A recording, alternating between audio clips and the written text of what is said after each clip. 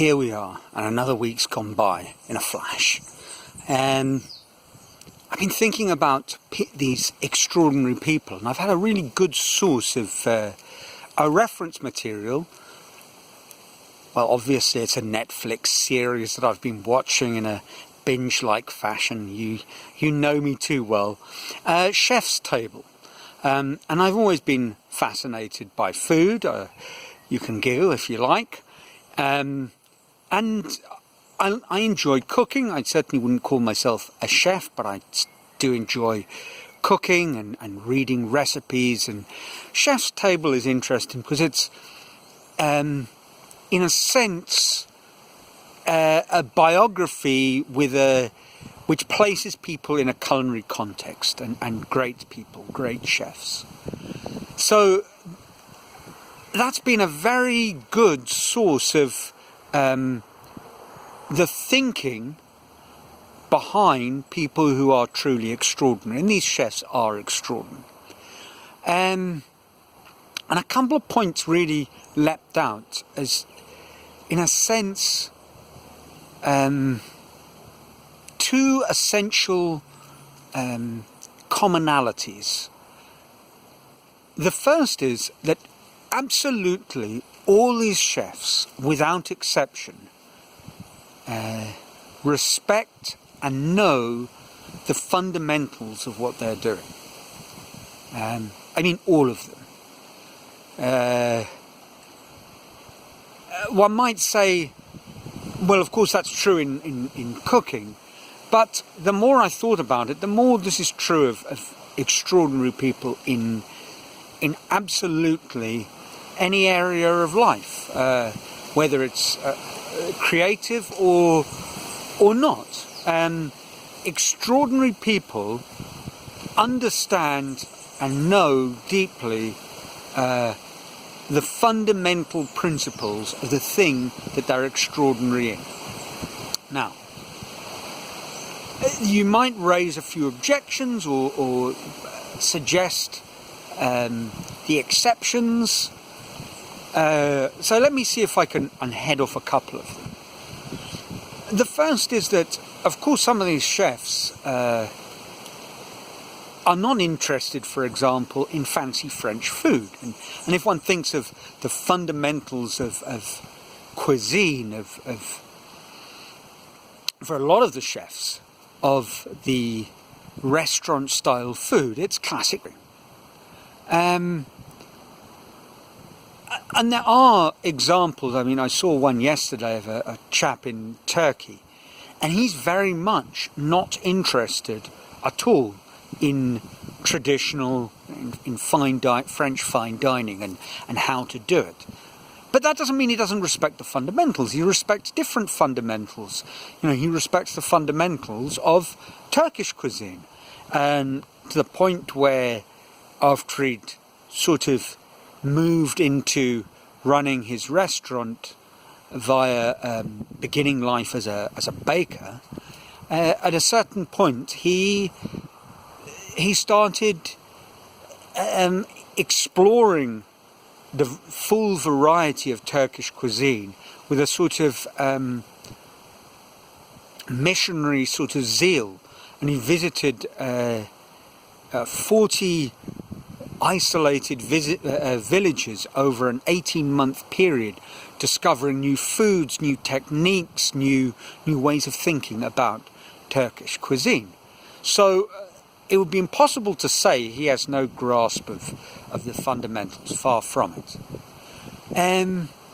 Then I suppose an argument might be, but what about those extraordinary people who are just naturally gifted? Now, if you've watched any of my films, you'll know I'm not a great believer in this talent, naturally gifted, touched by the hand of God sort of argument. But I will grant you that there are people out there for whom that probably is the best way of describing them. In the visual arts, for example, there are artists who seem to emerge fully formed. But for the most part, they fall into a category of the savants. kind of extreme forms of autism. And frankly, you know, I'm happy to concede that the classic example is a boy, Stephen Wilshire, who just amazing ability to draw. You perhaps have seen one of the films in which he flies over London or Rome, wherever, a 15-minute helicopter flight, and then produces over the next 3 days a 5-meter 360-degree panorama of London that is absolutely accurate to the very last detail, the number of arches on a church or whatever. And I don't think there's any sort of fraud going on there. This boy is now unbelievable. And it's true. But it's true thanks to a very, very unique set of neurological circumstances. And if you were to say, but maybe one can mimic those or copy those, then that brings me on to another way in which people misunderstand this idea of fundamentals. Because sometimes we say someone hasn't got the fundamentals in one area, but they're producing extraordinary work. But the truth is they're producing something extraordinary in what is essentially in a different area. So if you manage to mimic what Stephen Wilshire was doing, you would of course have a very deep, intimate knowledge of a different set of fundamentals, the fundamentals of how to tap into, your subconscious perceptual memory or something. And in a way, it will be a different thing that you're doing because of the way that you're doing it. And I've been thinking about this question of fundamentals, racking my brain to find people who have produced extraordinary, work that took the world by storm, and for whom this isn't really true, this idea of mastery of fundamental principles. And I suppose the best example would be that whole world of punk rock. To what degree did the Sex Pistols have a grasp of fundamentals? But once again, were they really extraordinary in terms of music? Perhaps not. Were they extraordinary in terms of expressing an underlying cultural sort of zeitgeist, feeling, spirit? Well, yes. And actually, to what extent was that them, and to what extent was it the marketing genius of Malcolm McLaren? So the more you think about it, to me, the more inescapable it becomes that we need to have some grasp of, and deep grasp of fundamental principles in the core activity in which we're going to be extraordinary. And I think the other thing that was obvious with all these master chefs, and there's no getting away that you need to be aware that this is a long journey. And even with the chefs who seem to explode in the culinary world overnight, when you look at it, it does seem very much like all they've ever done is cooked from a young age. They've been immersed in the kitchen, albeit maybe at home, a grandmother or whatever. They started their working life early, so you might turn to a chef who's cracked it at 23, but he started work at 14 or 15. So it's not overnight. It's that classic 7 years of overnight success. And of course, in the case of these chefs, all of them have another thing in common, but it's intimately connected with the issue of time, that they have spent hours and hours and hours every single day, pretty much. So their extraordinary work is the fruit of learning fundamental principles that form the basis of a working practice, and an enormous amount of practice.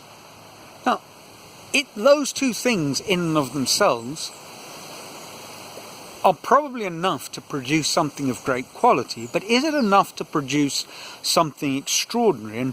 And in a sense, I would say no.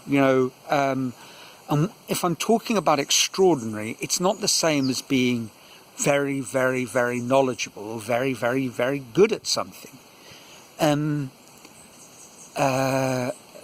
There are surgeons, for example, who are very, very good surgeons. They spent an enormous amount of time absorbing from the basics up the knowledge they need to be a surgeon. They spent an enormous amount of time practicing, and with ever increasing degrees of independence in their medical career. And yet not every surgeon produces work that is extraordinary.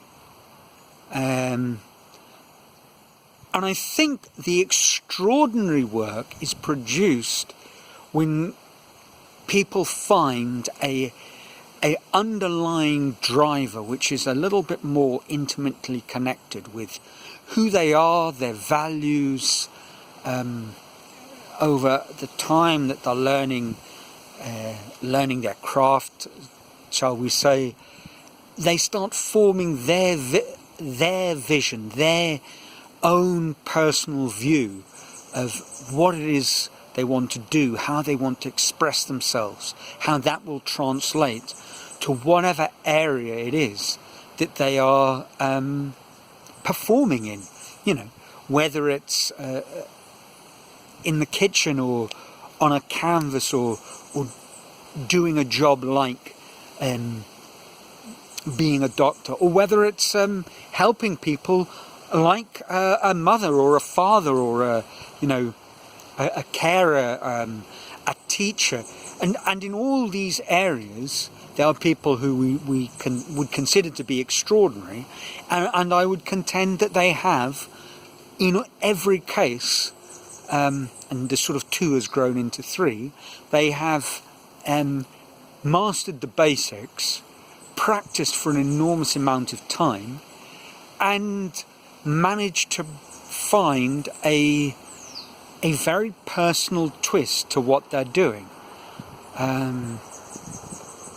If you think of the best parents you've met, there definitely are fundamentals that they, even if they know it and they've learnt it intuitively by mimicking or intuitively by the way they were brought up, they have a grasp of basics. You might say, but what are those, Neil? I mean, here's a simple point that I would say is a fundamental principle of parenting. Don't lie to your children. Tell them the truth in whatever form is sensible for given age and conceptual constraints, but don't lie to them.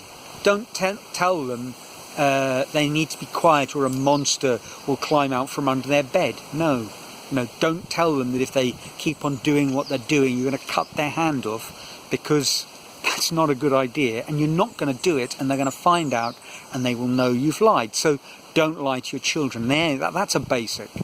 The practice would be pretty obvious, and the personal twist, if one was looking at parenting, would be the personal circumstances, which are unique and different for everybody to some degree, and certainly different for every child. So, yeah, 3 core principles for extraordinary work.